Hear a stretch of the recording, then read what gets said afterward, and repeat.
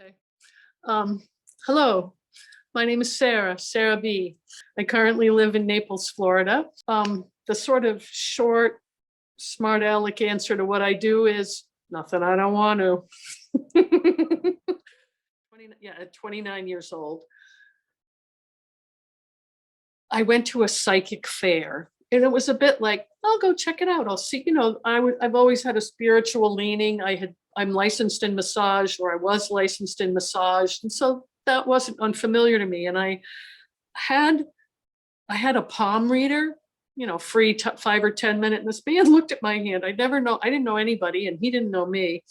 And he said, oh, well, this, and you almost died when you were a child and you're going to live to be 100. And my chin hit the table, metaphorically, because I had almost died as a child. And I've been saying most of my life, I'm going to live to be at least 100. And, this man didn't know me. I didn't know him. Our sensory systems are amazing, really amazing. And there's a lot more going on that we don't see, smell, taste, touch, hear. There's a lot more. And part of the example is we tune a radio and we look for a frequency that's clear, not static, and we get music or podcast or political stuff. It just comes through the air. We don't see it, we don't feel it. That which we can't see is so much more powerful than what we can see. I had never given it a label, but I would get what I call downloads. There'd be large amounts of information, sometimes just a few words, and I would write them. I'm dyslexic. I have a learning disability. Some people call it a learning disability. My brain's wired different. And I use a pen to WRITE, like write, to put things right, RIGHT, to sort of sort and order them. And that's often how the channeling or download comes through. I had an interesting challenge in the last 7, 9, or 10 months. And I'm even channeling food, ways to cook and prepare food. Because I realize on many levels, I've been channeling for quite some time. And there's this lovely, oh my word, and through my work life, I was told I was weird. Recently by adults. Within the last month, I've had a couple people refer to me as weird. Something else I'm doing led me to a new understanding and a new definition of the word weird. It actually comes from Old English, and it means someone in charge of their own fate. So today I can honestly embrace and just celebrate. I'm okay being weird. I have a pen name. SEB is my initials and Sebness is my essence. That's how it feels to me. I'm somewhat aware of what comes, and much of what I write, much of what comes through, the best way I can say this, much of what comes through me is filtered through my experience and what I've learned. It's as if I'm being given a concept, but then I'm able to translate it into what is understandable for my brain and my experience. Again, I'm visual, very visual. Sometimes it comes through in images or feelings or indeed words. The overarching message,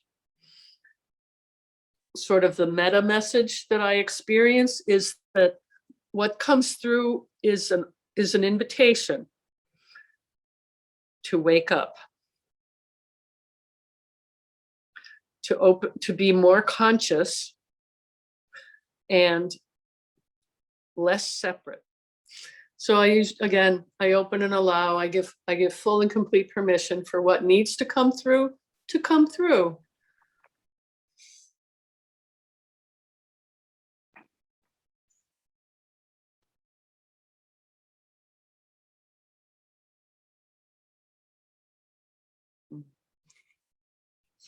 Hello, beloveds. Welcome, welcome. It's so good to be here. This thing called life. Notice life. It's full of the word if. There are many options and choices with our life. I have found that life is a gift.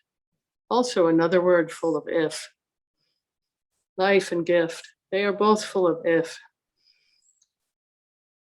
From a place of knowing and being, maybe in your soul, maybe just into your bones and your heart. Knowing that you are a creator. Knowing that the movie we see out here is part of what's going on in our minds, like a sort of a screen, a projection from what we think and our belief systems. I also call that BS, belief systems. I have had some negative belief systems that served me well, and some belief systems, BS, that did not serve me. Pay attention, maybe even question some of your BS, whether you have it about someone else, whether you feel this BS towards yourself. You may have a good belief system about yourself. You are blessed to have good belief systems about you. There is so much that we are awakening to, coming to understand, that was obscured. We did not know. We were not taught these things. And there is no blame and no judgment for a prior generation that was not taught and didn't know how to share these things with us, didn't know how to pass them to our generation. And maybe we have passed on some not so good BS to the next generation. You know, the use of four-letter words. Some of my favorite four-letter words are both, kind, certainly love. Two words, when put together, are pretty good as well. Self and care. Put those four words together, four-letter words together. Self-care. Moving to a place where you can elevate self-care to a high art form. This is not meant to be selfish or overly focused, like narcissist. It's more about, by care of oneself, we can take care with other people. By taking care of self, able to show up with less need. Need is not bad. Need is a four-letter word. It's not bad, but when too much need is there, we become needy, and needy is not so good.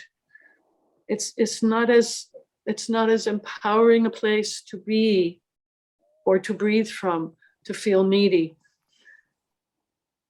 There is much we wish to share with you, and today may not be the day to do all of it.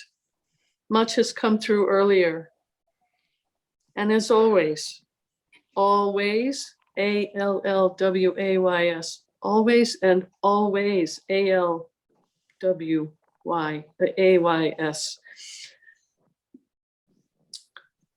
If what we bring, what we offer, does not make sense and does not fit for you, no judgment, no blame. Take what is good, take what works for you. Practice with it a little bit, maybe, if you are curious. But we are here for your awakening. There are many of you who are awakening. Don't drink the Kool-Aid anymore. Find out what resonates with you, what is your truth, and expand that. Find others